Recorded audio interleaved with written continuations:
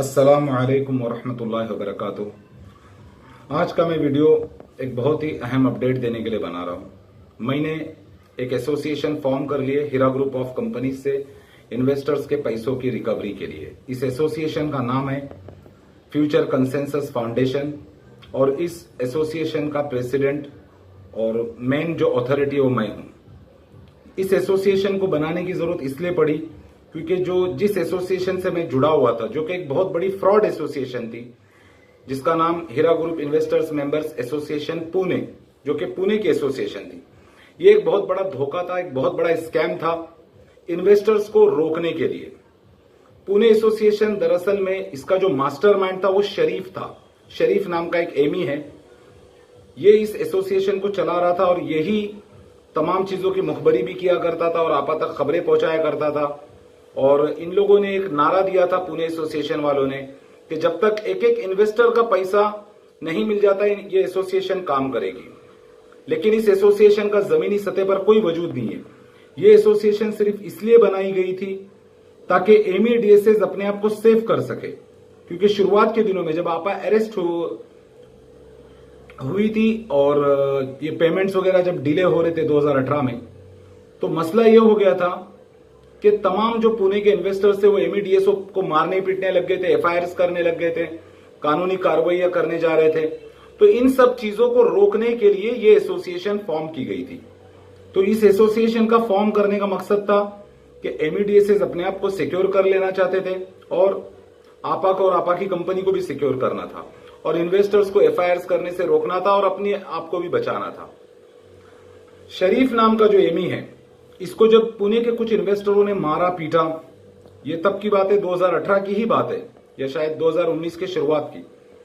तो ये, और तब आपा जेल में थी। फिर ये तिरुपति भाग कर गया था और वहां से इसने कई लाखों रुपए का सोना लेकर आया और उन इन्वेस्टर्स को में बांट दिया जिसने इनको इसके ऊपर, जिन्होंने इसके ऊपर अटैक किया था। यानी कि जो एग्रेसिव थे, जो ताकत के जोर पर रसूखदार लोग थे, उनको तो पैसे दिए गए, लेकिन जो बेचारे लोग आज डेट तलक के सबर करके बैठे हुए, वो तबाह बर्बाद हो चुके। हमारी एसोसिएशन महाराष्ट्र गवर्नमेंट के अंडर रजिस्टर्ड एसोसिएशन है और हमने जैसे ही एसोसिएशन फॉर्म करी, हमने आपा को लेटर्स भेजे। सबसे पहला जो हमने स्पीड पोस्ट किया आपा को, वो 8 नवंबर को किया, जो कि आपा को 10 नवंबर को रिसीव हुआ, लेकिन आपा की तरफ से कोई जवाब नहीं आया। फिर उसके बाद हमने दोबारा से आपा को नोटिस भेजा 22 नवंबर को। इंग्लिश में भेजा हमने लेटर, उर्दू में भेजा, हिंदी में भेजा, तीनों जुबानों में हमने लेटर्स भेजे, लेकिन हमें कोई जवाब नहीं आया। और इन लेटर्स में हमने आपा से यही सवाल किया कि कंपनी को क्या दिक्कत आ रही, क्या परेशानी आ रही है, कंपनी क्यों इन्वेस्टर्स का पैसा देने में नाकाम हो रही है। अगर कंपनी को किसी किस्म की तकलीफ या प्रॉब्लम है, मैं सबसे पहले यहां पर एक बात की वजाहत कर दूं कि मैं आज भी हीरा ग्रुप ऑफ कंपनीज को जेन्युइन कंपनी मानता हूं और मैं इस कंपनी को पॉन्जी कंपनी नहीं मानता हूं। हमें यह जानना है कि कंपनी को दिक्कत कहां आ रही है, कंपनी क्यों इन्वेस्टर्स को पैसे नहीं दे पा रही है। जब मैंने हीरा ग्रुप ऑफ कंपनीज के ऑफिस में फोन किया और मेरी बात नाजनीन मैडम से हुई, जो कि इस वक्त आपा की राइट हैंड है, आपा की स्टाफ है, आपा का सारा मामला जो हैंडल करती है, तो उन्होंने मुझे यही कहा कि मामला कोर्ट में जो भी होगा कोर्ट से होगा। लेकिन मैंने कहा हम तो कोर्ट नहीं गए, हम तो नॉन कंप्लेनेंट्स है। मेरी एसोसिएशन में जितने भी लोग जुड़े हुए ये सारे के सारे नॉन कंप्लेनेंट्स है, तो इनका क्या। तो मुझे ये जवाब मिला जब मैंने बहुत कई बार मेरी नाजनीन मैडम से बात हुई, तो मुझे ये बताया गया कि हमारे सारे अकाउंट्स ऑपरेशनल नहीं है, इसीलिए हम लोग पेमेंट नहीं दे पा रहे।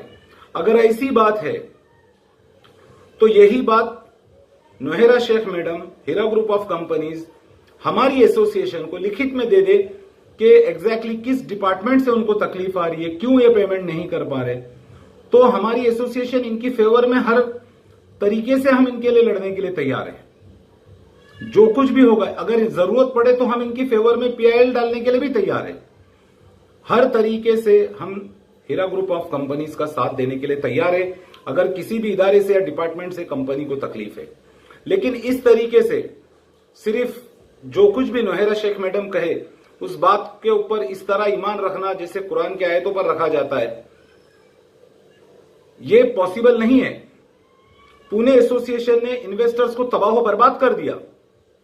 जब मैं पुणे एसोसिएशन के हमरा हैदराबाद गया था तब भी मुझे इन्वेस्टर्स के मसले शरीफ ने उठाने से मना कर दिया।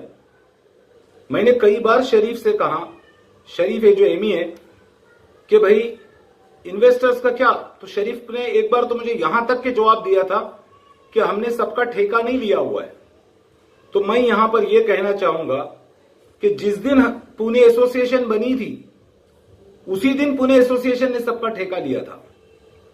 पुणे एसोसिएशन की पूरी जिम्मेदारी थी कि वो नोहेरा शेख मैडम से पूछती कि कहां क्या दिक्कत आ रही है, क्या प्रॉब्लम आ रही है, लेकिन उन्होंने ऐसा नहीं किया।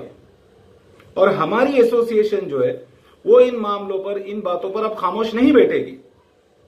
इस मामले को 2018, 2019, 2020, 2021, 2022 और 2023 खत्म होने को आए, तकरीबन 6 साल होने को आगे, लोग तबाह बर्बाद हो चुके। अभी 2 दिन पहले एक लेडी, उनके हस्बैंड को तकरीबन 27 से 28 लाख रुपयों की जरूरत थी उनके हस्बैंड के इलाज के लिए, और उस लेडी के हस्बैंड का इंतकाल हो गया। इस लेडी को मैंने खुद पर्सनली एफआईआर करने से रोका था और पुणे एसोसिएशन में ज्वाइन कराया था, लेकिन पुणे एसोसिएशन को इन चीजों से कोई लेना देना नहीं है। पुणे एसोसिएशन के तमाम एमईडीएसएस जो जिम्मेदारान थे, नोहेरा शेख मैडम ने उनको उनके पैसे दे दिए। पुणे एसोसिएशन, मैं पुणे के इन्वेस्टर से कहना चाहता हूं कि पुणे एसोसिएशन के तमाम जिम्मेदारान अपने पैसे मुख्तलिफ अकाउंट्स में ले चुके हैं। अब शरीफ की ही मैं मिसाल देता हूं। शरीफ का 45 लाख रुपए का इन्वेस्टमेंट है जो उसे उसके किसी कर्नाटक के दोस्त के अकाउंट में ट्रांसफर किया गया। इन एमीज और डीएसएस ने उस पैसे को अपने अकाउंट में नहीं लिया, ये पैसा उन्होंने अपने रिश्तेदारों के, दोस्तों यारों के अकाउंट में मंगवाकर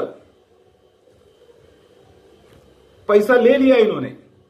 और जो बहुत ज्यादा इन्फ्लुएंशियल लोग थे उनको भी पैसा मिला है, जो बहुत बड़े बड़े सपोर्टर्स थे उनको भी पैसा मिला है, और जो आपा के करीबी लोग थे उन्होंने भी अपना पैसा निकाल लिया है। लेकिन यहां पर मर कौन रहा है?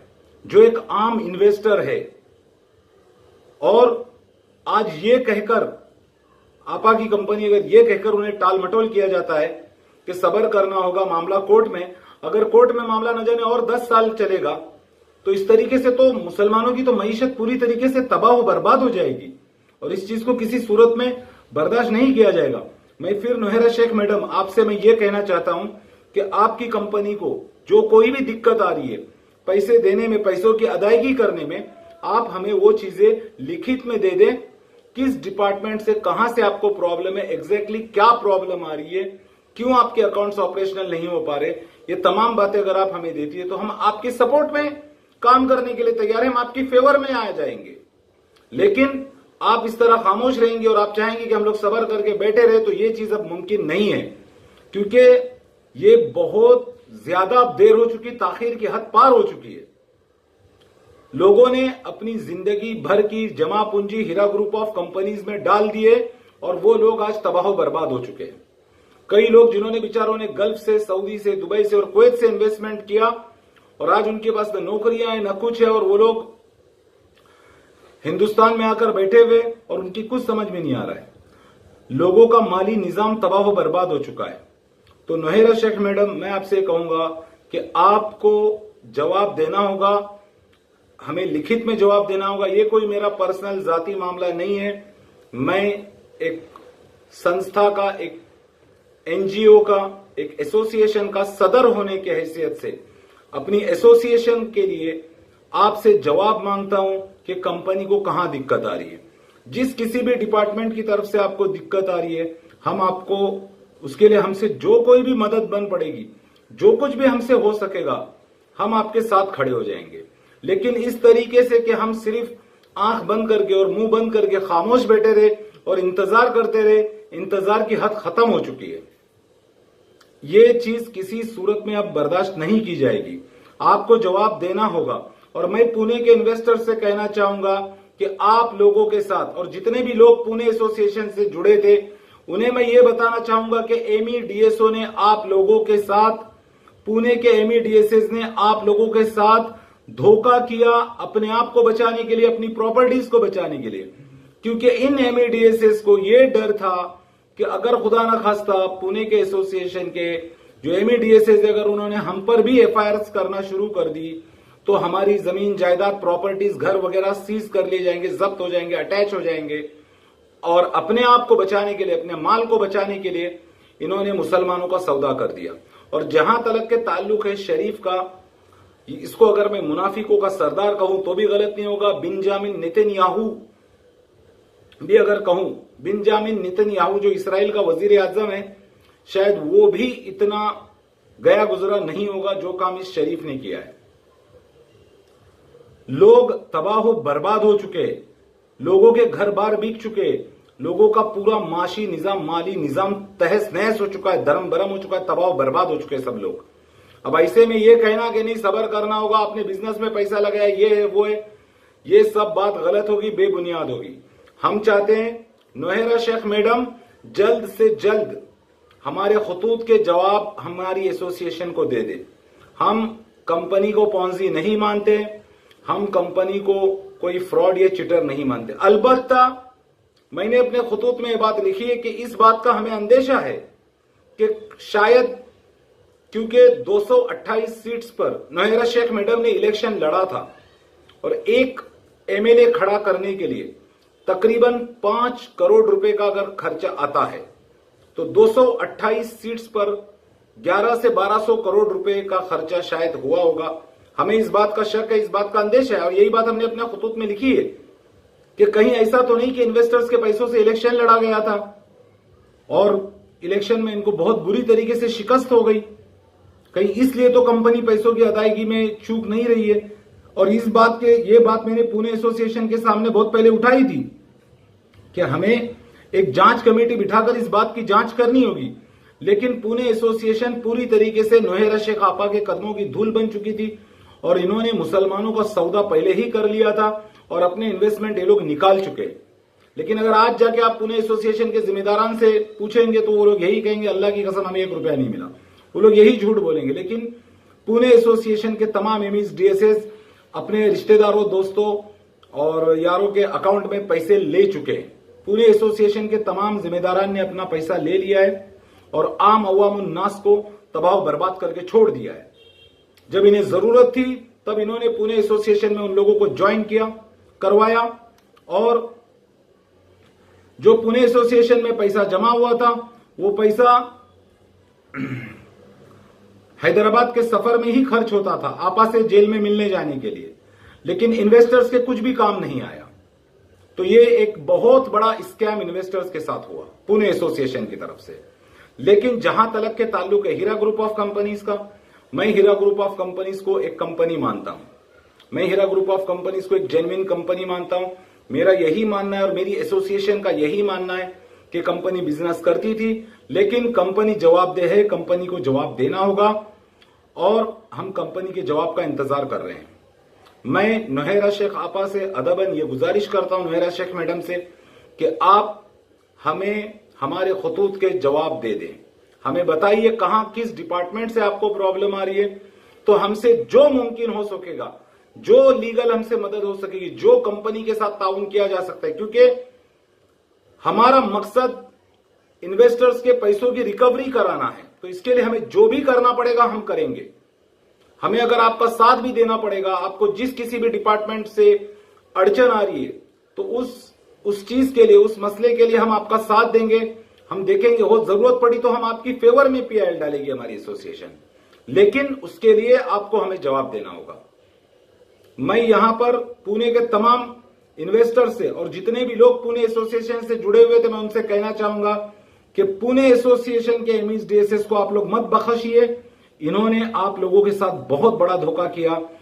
इन्होंने नोहेरा शेख मैडम से इन्वेस्टर्स के हक में कोई बात नहीं करी, इन्हें इन्वेस्टर्स की नहीं पड़ी हुई थी, इन्होंने सिर्फ अपने आप को बचाने के लिए ये एसोसिएशन फॉर्म करी थी। ये पुणे एसोसिएशन एक बहुत बड़ा धोखा और स्कैम था और मैं नोहेरा शेख मैडम से ये अपील करता हूं कि आप बराए मेहरबानी हमारी एसोसिएशन को फौरी जवाब दे दे।